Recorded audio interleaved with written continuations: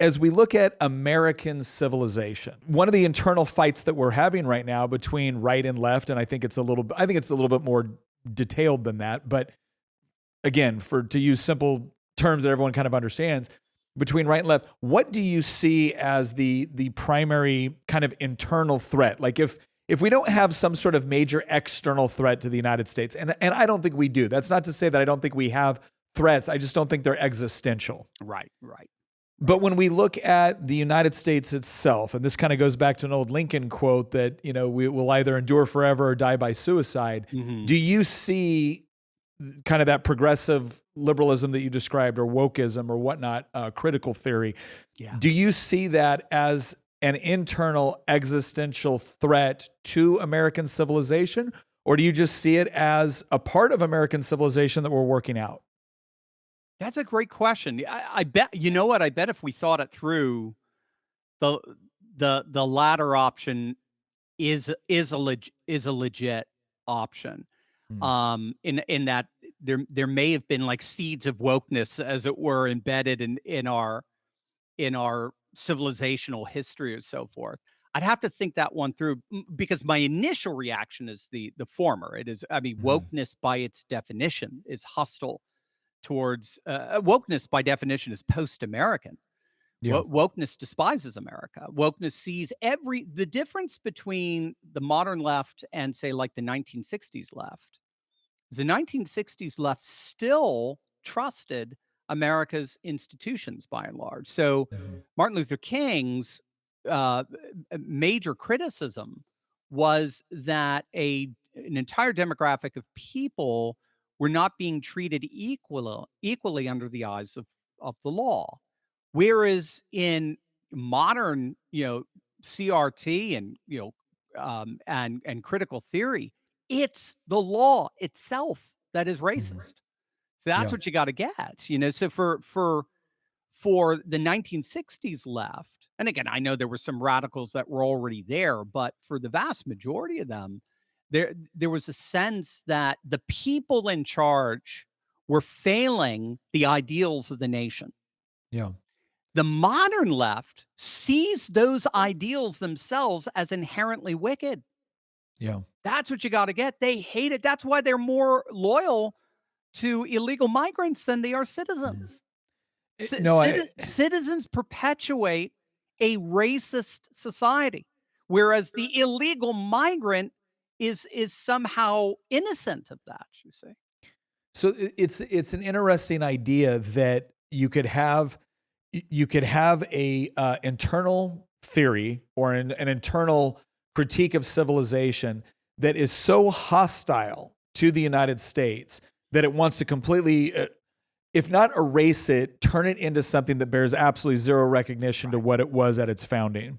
Right. So you have that, and then it's this question of, okay, but was there something in our philosophy at the beginning? Yes. That made it not only possible, because a lot of things are possible with right circumstance, made it possible or made it inevitable. Yes. And one of the questions I have on this, because this has come up as we've talked about this a lot, is does what make a theory like wokeism more or less inevitable within the American or the classical liberal tradition, is what makes it inevitable kind of the separation of classical liberalism from any sort of like transcendent faith tradition. So to say that if I put classical liberalism on top of a transcendent faith tradition, it puts in parameters and boundaries which allow you to get the benefits without the excesses. But if I remove the faith tradition, which in the United States is Christianity, yeah. If I remove that, well, now all of a sudden, equality becomes equality becomes an infinitely malleable term. Yes. And now it becomes the highest ethic. The highest ethic is equality or self-actualization or all these other ideas and so on. Yes, I think you're onto it, and there have been studies on this actually. Because, so let's give classical liberalism its due, and a very important due. What class in 18th and 19th? This is by the way, one of the big problems when you start reading John Stuart Mill and all these guys is not everyone actually has a coherent definition of what it Yeah. means to be liberal, Yeah. right? Rousseau is very different from Locke, is very different from, yeah, Exactly. yeah. But most scholars boil it down to two tenets. When all said and done, it's probably reductionist, but it's helpful at least for the discussion.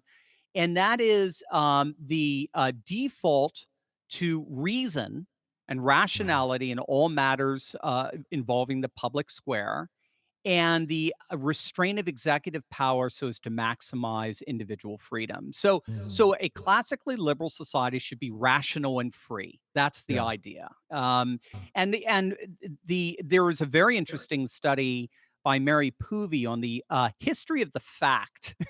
So she Mm. basically asked the question: when did we start saying terms like statistics say, or Yeah. or just facts based reasoning? Well, she traces it back to the French Enlightenment and particularly the French Revolution. And when you got rid of your clergy and your monarchy, you got rid of this notion that there were some people, by virtue of their special divine charism, had a special divine knowledge. So Mhm. that's how they could claim they had a special right to rule. And Yeah. so without that, now with a supposedly, value-free, neutral public square, you needed a form of reasoning that justified public policy for the masses that put these people in public power to begin with. So that's Yeah. where you start getting the idea of common sense and facts and statistics and indicators and so on. The problem, and this is, Jordan Peterson's actually done a lot of work in this area. The problems we got into the 1960s in both the area of reason and in the area of restraining executive power. That's where those both began to get strained. So Yeah. we saw it the first in our universities, where more and more faculty members were actually questioning the whole neutrality of reason. Mhm. So this is where you Yeah. get post-modernity Yeah. emerge. So reason is rooted in the 18th Yeah. century modern era. So we moved Yeah. away from sort of religion as a primary means of knowing and going more into reason and scientific rationalism and so forth. But in the 1960s, you actually had a faculty, more and more faculty throughout the universities adopting critical theory and so forth, seeing reason itself as being used Yeah. as a weapon of colonialism A and tool of the imperialism patriarchy and of patriarchy. oppressive power Exactly, structures. exactly. Yeah. Now, of course, that's natural today, but back then Yeah. it was pretty radical stuff. Well, But and you well, and actually, it's and you got to let this hit you. These were the guardians of liberalism. yeah. These are the Yeah. universities. So the I guardians of classical liberalism started questioning the fundamental tenet of liberalism, which yeah. was the neutrality of reason as a Yeah. primary means of being able to govern the public square. And then at the second time, we saw it in the 60s, particularly with the rise of the Great Society. You saw the state begin to push out any alternative mediating institutions in the public square, like the church and Mhm. community Mhm. and family and guilds and different organizations. And it I started feel to like Marx exercise, yeah, it started to yeah, exercise a sort of monopoly over the public square, pushing all of these intermediary institutions into the periphery. And so the restraint on executive power began to fall apart when people started being seen as sovereign individuals rather than belonging to a faith, belonging to a community, belonging to a tradition.